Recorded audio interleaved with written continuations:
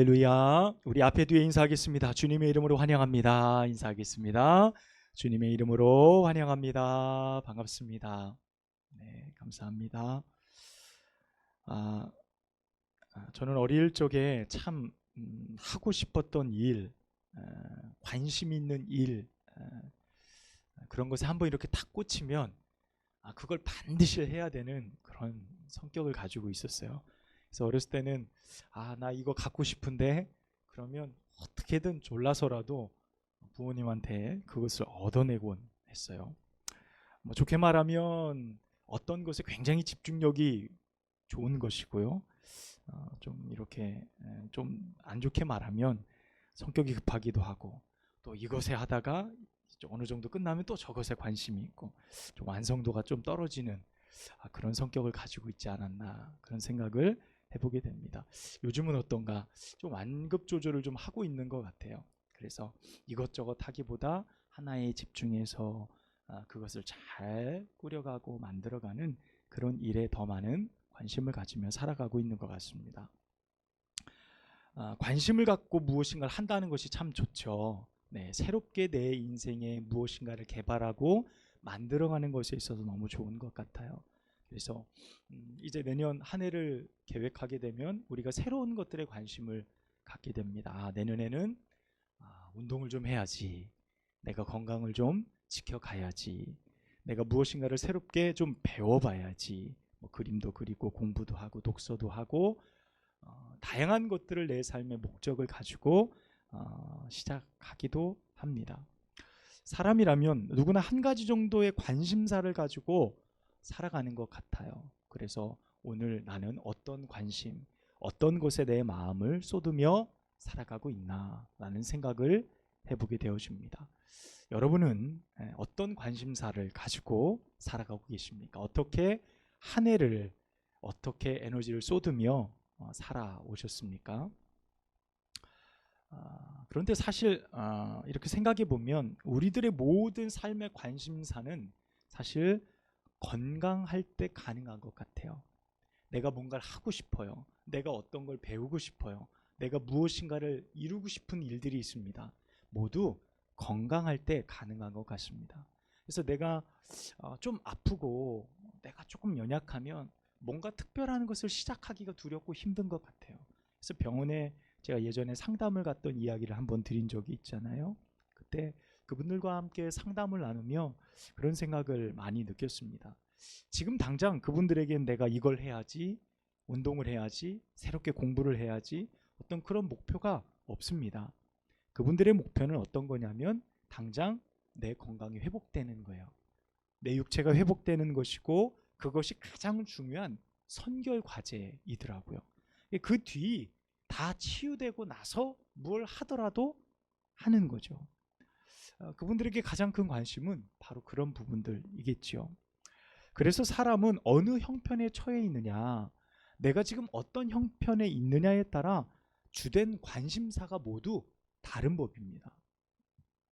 배가 고픈 사람에게 당장 음식의 필요를 가장 크게 느끼는 것처럼 건강이 좋지 않은 사람은 몸의 회복을 위해 모든 관심을 쏟는 것처럼 그런 마음들이 굉장히 크다는 것을 알 수 있게 되어집니다.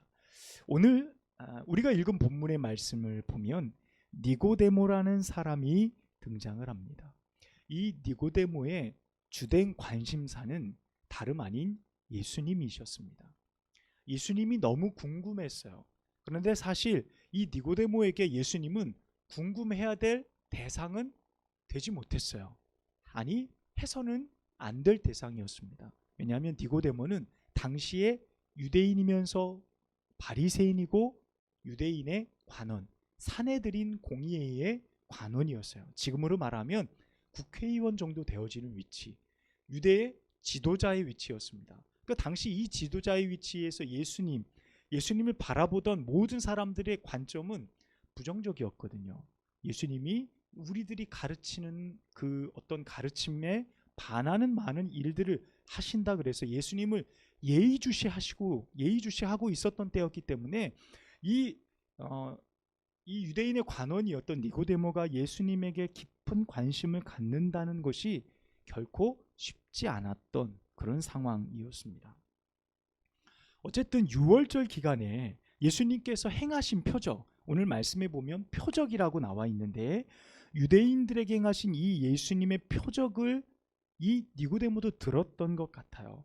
그래서 이 표적이 그의 관심사가 되어졌어요. 어떻게 저분이 이와 같은 놀라운 일들을 이뤄낼 수 있을까라는 관심이 생기기 시작했어요. 여러분, 이 관심은 유대인들 온통, 이 니고데모뿐만 아니라 모든 명절을 보내러 온 유대인들 모두에게 동일한 관심이었다는 겁니다. 2절 말씀처럼 니고데모 역시 예수님이 행하신 표적을 보고 밤에 예수님을 찾아오게 돼요.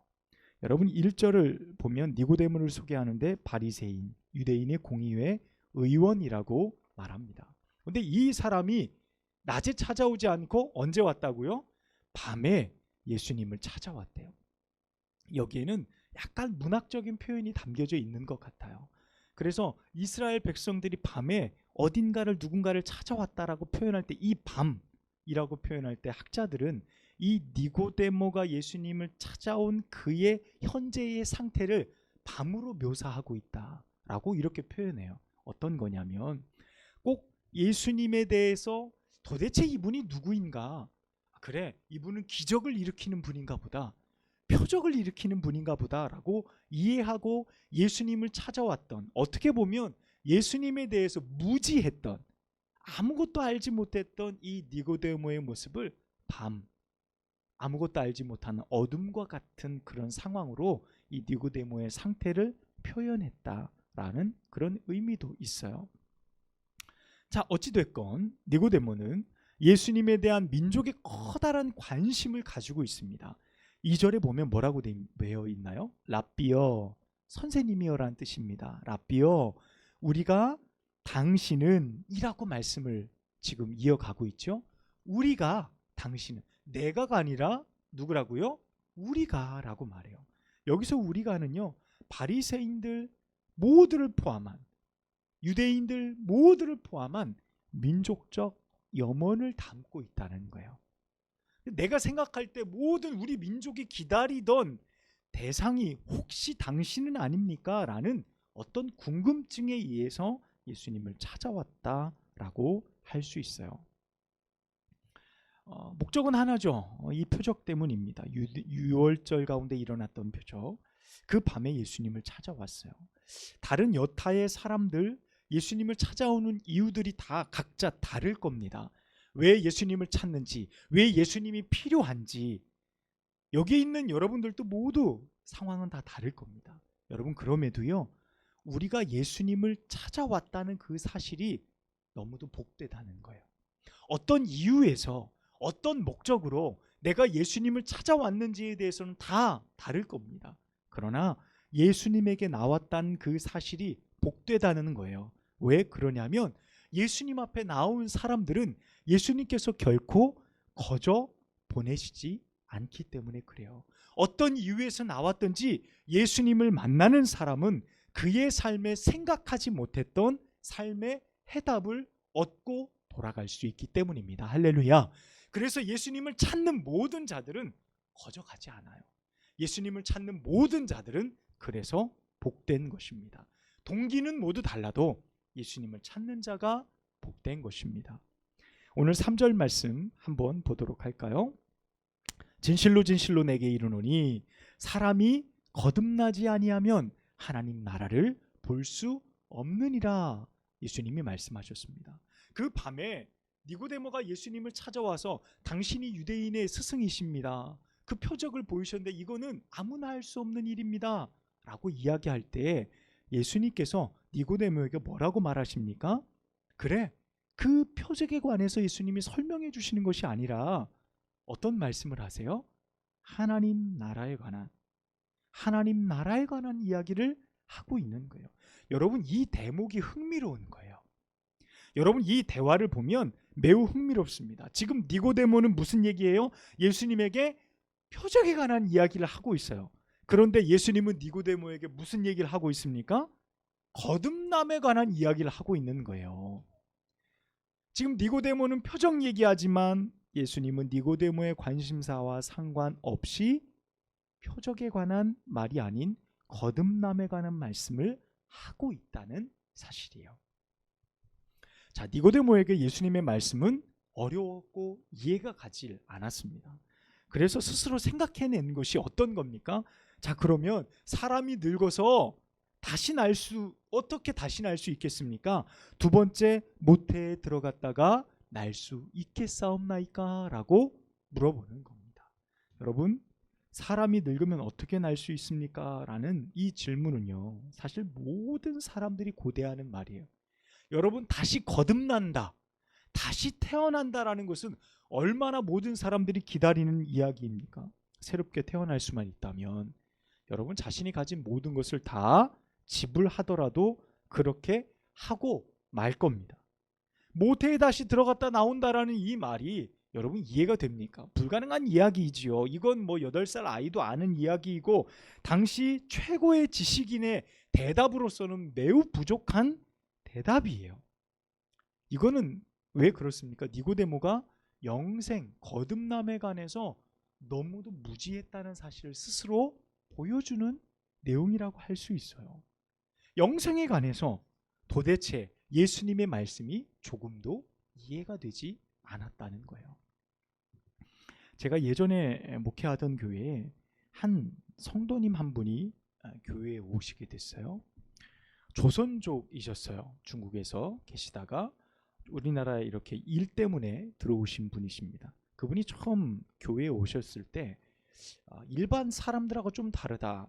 그래서 그냥 조선족이어서 좀 다르신가 라는 생각을 했는데 그게 아니라 성경의 내용을 전혀 다르게 이해하고 전혀 다르게 배웠던 거예요. 알고 봤더니 그 이단교회를 다니신 이력이 있었어요. 하나님의 교회, 안상홍 증인회라고 하는 하나님의 교회라는 그곳을 다닌 거예요. 2년간 다녔고 성경 공부도 했다고 솔직히 이야기를 하셨습니다.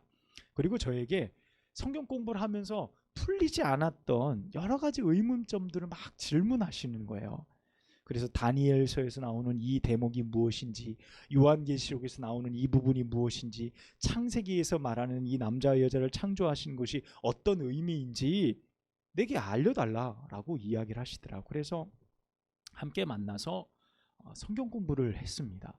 그분이 질문하시는 대로 성경에서 말하는 원래의 의미가 무엇인지를 가르쳐 드렸어요. 그래서 한참 설명을 드리고 그런 의미가 아니다라고 계속 말씀을 드렸더니 조금씩 바뀌어 가시는 거예요. 조금씩 이해하시기 시작하는 거예요. 그래서 이 부분이 이렇게 되는 거고, 그런데 왜 거기선 그렇게 알려줬지? 그러면서 하나씩 알아가시게 되는 거예요. 그런데 어느 날 제가 성경 공부를 하면서 여쭤봤어요. 어떻게 하나님의 교회를 나오게 됐냐? 이단 교회에서 어떻게 벗어나셨냐? 라고 물었더니 처음에는 안상홍을 믿으라고 그래서 성경 공부를 하면서 안상홍이라는 사람을 교주로 믿었대요. 그 사람을 쭉 성경 공부를 하다 보니까 그 사람이 교주인 것 같더래요. 그래서 그래, 내가 믿어야지 하고 탁 믿었는데, 근데 어느 날 장길자라는 한 여자가 어머니 하나님이 됐다는 거예요.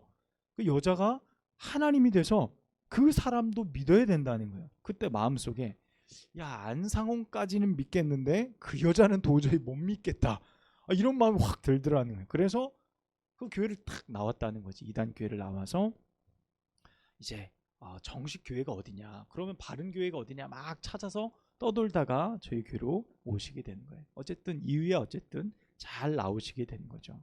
그러니까 교회에 처음 나와서 예수님에 대해서 소개받고 믿음 생활하시는 분들 이렇게 보면 신앙의 단계들이 있는 것 같아요. 소개해드리며 예수님의 십자가가 잘 믿어지지 않아요. 그때 그분이 나를 위해서 죽으신 게 맞나요? 라는 그런 의문들이 막 생기기 시작해요. 그런데 그 단계를 넘어가면 예수님을 믿게 되고 알아가게 되고 예수님을 인격적으로 경험하고 만나게 돼요. 그 과정들을 다 거쳐가요. 처음에는 잘 이해가 되지 않아요. 잘 모르겠어요. 그분이 나를 구원하셨는지 잘 모르겠어요. 그런데 그와 같은 과정들을 거치며 알아가게 되는 거예요. 그런데 처음에는 어떻다고요? 잘 이해가 되지 않는다는 거예요. 여러분, 니고데모 역시 그랬습니다. 거듭남에 대해서 조금도 이해하지 못하는 모습을 보이고 있는 거예요. 그때 예수님께서 뭐라고 말씀하십니까?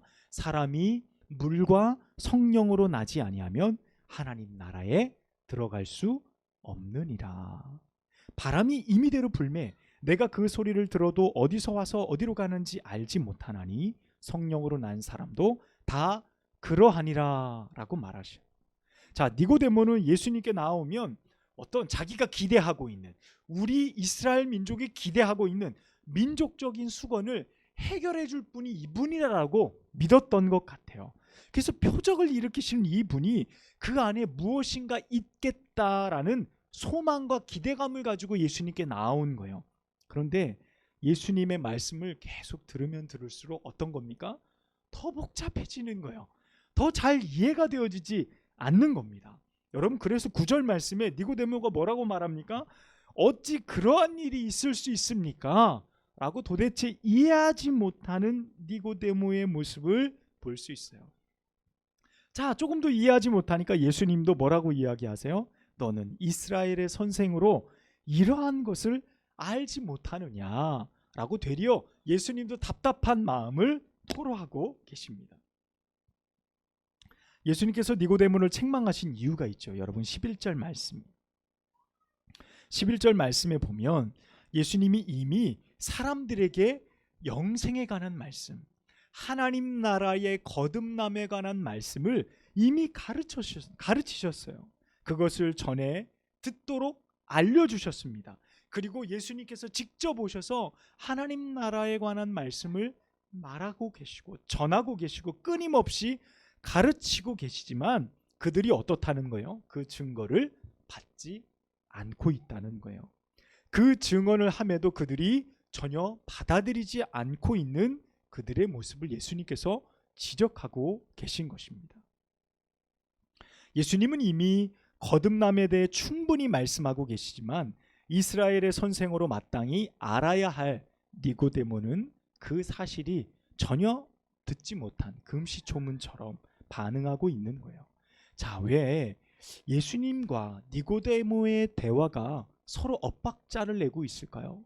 서로 잘 이해되어지지 않는, 서로가 질문하지만 서로의 질문에 대해서 답을 얻지 못하는 모습처럼 보여주고 있냐는 거예요. 여러분, 그 이유가 한 가지 있습니다.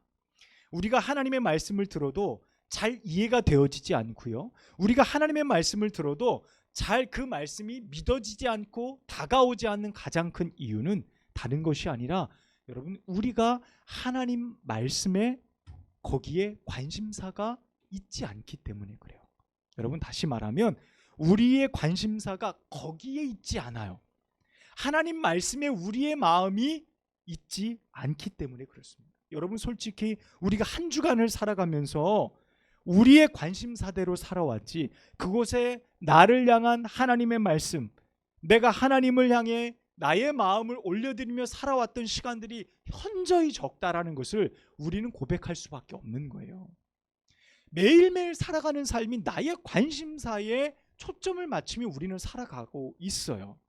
그곳에서 예수님에 대한 말씀, 하나님이 우리에게 관한 말씀, 우리에 대한 하나님의 관심, 도통 우리는 주님 앞에 그 어떤 관심도 보이지 않으며 살아가고 있다는 사실을 우리는 부인할 수 없다는 겁니다. 때로는 심하게는 어디까지요? 오늘 저녁에 우리가 무엇을 먹을까? 어떤 걸 먹을까? 거기에 주된 관심사가 있지만 예수님의 마음을 알고자 하는 그 마음은 현저하게 적다라는 사실을 우리는 알게 됩니다. 지금 여기 모여있는 우리도 그렇고요, 니고데모도 그렇고 당시의 유대인들, 그 수많은 사람들도 다 그랬어요. 니고데모가 예수님의 표적에 관심이 있었던 것처럼 우리도 우리의 관심사에 꽂혀 살아가는 거예요. 하나님이 무엇을 원하고 무엇을 기뻐하시는지에 대해서 조금도 우리는 관심을 두지 않으며 살아가고 있는지도 모릅니다. 어떻게 보면 우리의 관심사는 모두 이 땅의 것들이라는 사실입니다. 여러분, 그래서 사람들이 예수님을 찾는지도 몰라요. 예수님에게 뭔가 특별한 것이 있지 않을까? 내가 지금 해결하지 못하는 이 문제를 해결할 수 있는 것이 예수님에게 있지는 않을까라는 니고데모의 부푼 기대처럼 예수님을 찾아가고 있는지도 몰라요. 그래서 실망도 클지도 모르는 것입니다. 사실 우리는 이해가 잘 되지 않습니다. 예수님을 찾아왔는데 표적을 베풀고 문제를 해결하고 마음의 소원을 들어주시면 좋겠지만 예수님은 그렇게 하시지 않으십니다. 여러분, 어떻게 보면 그것이 복이라 라고 제가 서두에 말씀을 드렸어요. 예수님을 찾아오는 것이 복입니다. 어떤 이유에서든지 주님을 만나는 것이 복이고 나오는 것이 복입니다 라고 말할 때 여러분, 그 복은 어떤 겁니까? 예수님께 나오는 자의 복은요, 다른 것이 아닙니다. 여러분, 내가 옳다라고 믿던 나의 생각이 예수님을 만남을 통해 복잡해지는 거예요. 오늘 니고데모처럼 말이죠. 이렇게 예배를 드렸는데 여러분의 감정이 더 복잡해지고 더 혼란스러워지는 거예요. 여러분이 가지고 있던 생각과 내 생각과 하나님이 오늘 말씀을 통해 우리에게 주시는 그 모든 것들이 내 삶에 부딪힘이 일어나는 거예요. 그래서 내 삶의 생각에 깨어짐이 있고 틈이 벌어지기 시작하는 겁니다. 여러분, 이 과정이 복의 시작이라는 거예요. 내 삶의 새로운 생각의 시작은요, 어디에서 시작이 되어지는 겁니까? 작은 틈에서부터 시작이 되어지는 거예요. 내가 그동안 완벽하게 내 인생을 만들어 왔던 내 삶의 생각이 틈이 생기고 그 가운데 균열이 일어나는 거예요. 여러분, 그곳에서 가능성이 일어나기 시작하는 겁니다. 여러분, 이 과정을 거치지 않고선 결코 내가 추구하는 것이 무엇인지를 사실 발견하기가 어렵습니다. 여러분, 숱한 신앙의 고뇌가 없는 사람은 자라남도 없어요. 내 신앙의 고민, 내가 어떻게 믿음의 삶을 살아갈까, 내가 어떻게 하나님 앞에서 온전히 설까라는 신앙의 고민이 없는 사람은 성장도 없습니다. 여러분, 성장통이 없으면 자라남도 없는 것과 똑같죠. 내가 세상을 살아가면서 고민 없이 살아가는 사람은요, 삶의 발전도 없는 것과 동일한 원리라는 것입니다. 여러분, 나의 계획, 예수님의 말씀에 부딪히고 깨어질 때 진짜가 보이기 시작하는 거예요. 그때 주님의 것이 명확하게 보입니다. 내 생각이 무너지고 하나님의 뜻이 선명해지기 시작하는 것, 그것이 때로는 고통이고 그것이 때로는 이해되어지지 않는 혼란스러움일 수도 있지만 이 모든 것이 결국 내게 은혜이고 복이 되어진다는 사실입니다. 여러분, 우리가 운전을 하고 고속도로를 이렇게 달리다 보면요, 차는 수없이 많지만 고속도로에 사람이 있습니까? 사람이 없죠. 사람이 있을 수가 없어요. 있어서도 안 됩니다. 그런데요, 사람이 없는 그곳에 풀이 자라고 꽃이 펴요. 그런 거 여러분 보실 거예요. 종종 그렇습니다. 누가 거기다 씨를 뿌렸나? 여러분, 씨가 날라와 혹은 새들이 옮겨 심겨진 것들이겠죠. 그런데 그 삭막한 콘크리트 위에 풀이 자라나요. 그리고 꽃이 피어요. 고속도로를 달리다 보면 거기 어떻게 꽃이 피었지? 라는 생각을 하게 됩니다. 그런데 그 꽃이 어디에서 나옵니까? 작은 틈에서 나오더라고요. 작은 틈, 그 콘크리트처럼 그 메마른 그 땅 작은 틈에서 싹이 피어서 풀이 자라고 꽃이 피더라고요. 여러분, 매우 단단하고도 조금도 미동하지 않을 것 같은 우리의 생각이 꼭 그래요. 여기에는 그 어떤 틈도 없는 것 같아요. 그런데 우리의 삶에 그 틈이 생기면 말씀을 통해 이렇게 예배를 드리면서 하나님의 말씀이 그렇구나, 내 생각이 틀렸구나, 내가 생각하고 바라보는 것들이 잘못될 수도 있겠구나라는 삶의 틈, 생각의 틈이 생기기 시작할 때 여러분, 그 작은 틈 사이로 생명이 찾아오는 거예요. 그 작은 틈 사이로 은혜와 복이 내게 주어지기 시작하는 것입니다. 여러분, 충돌하고 부딪힐 때 새롭게 보이는 것들이 있습니다. 오늘 주님이 뭐라고 말씀하십니까? 나는 그곳에 관심이 있지만 주님은 내게 주실 것이 따로 있더라고요. 오늘 말씀을 보니 그것이 무엇입니까? 영생이에요. 오늘 14절 말씀 보면 뭐라고 되어져 있죠? 모세가 광야에서 뱀을 든 것 같이 인자도 들려야 하리니 이는 그를 믿는 자마다 영생을 얻게 하려 하심이니라. 아멘. 여러분, 지금 예수님께서 니고데모에게 주시고 싶었던 것은 표적이 아닌 거예요. 표적이 그를 살릴 수 없음을 알고 계셔요, 예수님은. 그래서 그 표적에 관심을 따라 예수님에게 온 이 니고데모에게 예수님은 생각의 틈을 버려 놓으시고 무엇을 주시는 겁니까? 영생을 주시는 거예요. 그에게 인자도 들려야 하리. 네가 보고 있는 나도 광야에서 모세가 이 지팡이를 든 것처럼, 구리뱀을 든 것처럼 이 인자도 들려야 하리니 나를 믿는 자마다 무엇을 얻겠다는 거예요? 영생을 얻게 하려 합니다. 라는 이 말씀입니다. 사랑하는 여러분, 이 대림절에 온 세상에 참 생명을 주시기에 오신 예수님을 우리가 믿음으로 기다립니다. 예수님을 만나는 모든 자에게 허락하시는 영생을 기쁨으로 누리는 우리 모두가 되길 간절히 소망합니다. 여러분의 삶에 영생을 주시길 원하시는 그 거룩한 은혜가 삶에 충만하시기를 주님의 이름으로 축원합니다. 기도하겠습니다. 생명의 주여, 우리를 위해 이 땅에 오신 주님, 주님을 기다리며 주님을 사모합니다. 주여, 이 대림절에 우리가 주님을 바라보며 기다릴 때에 우리에게 참된 생명과 영생을 주시는 하나님, 주님을 기다리며 소망할 수 있는 저희 모두가 되어줄 수 있도록 인도하여 주시옵소서. 연약한 우리의 삶에 하나님, 그것이 옳다라고 믿었던 나의 고집과 아집들을 내려놓고 말씀을 통해, 예배를 통해 우리의 생각에 균열을 내시며 그 틈 사이로 참된 생명을 허락하시는 하나님의 거룩하신 은혜를 우리가 발견할 수 있는 복된 절기가 되어줄 수 있도록 인도하여 주시옵소서. 예수 그리스도의 이름으로 간절히 기도하옵나이다. 아멘.